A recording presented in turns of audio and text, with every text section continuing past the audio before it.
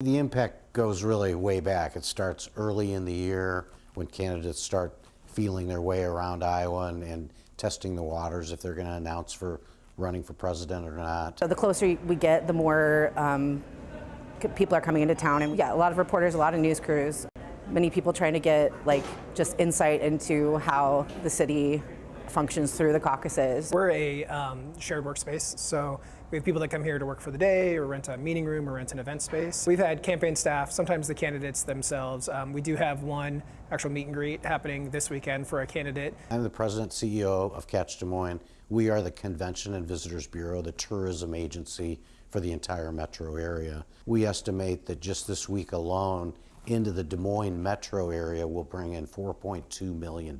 4 years ago, after the caucuses left, we did recalculations, and it was actually a little over 11 million. The difference this year, I think, is a couple different things.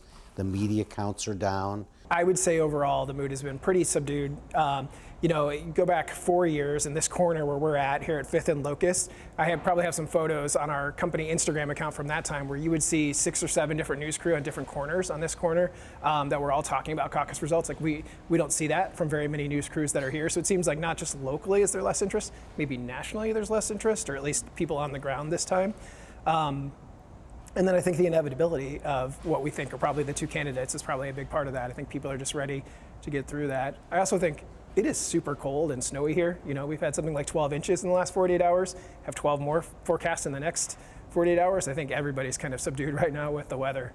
To me, it has seemed to be a little bit more of not even necessarily somber, but it's a little more serious than I've seen with past caucuses and with past political events. It seems that people are more focused, and there's just more of it seems like there's more at stake this time to me, just the seriousness of the way that people are approaching different things. The discussion isn't as out in the open as I've noticed previously.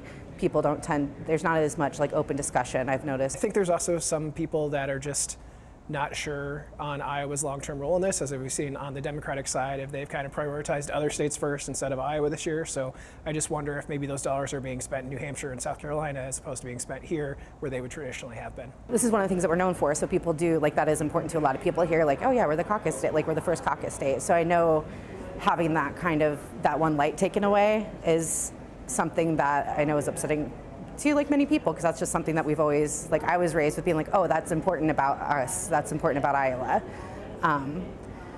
As far as business goes, of course you want business to be there and you want people to come in. It brings a lot of concerns. I really am hopeful that Iowa can remain first in the nation. I think it's very important to us as citizens of Iowa.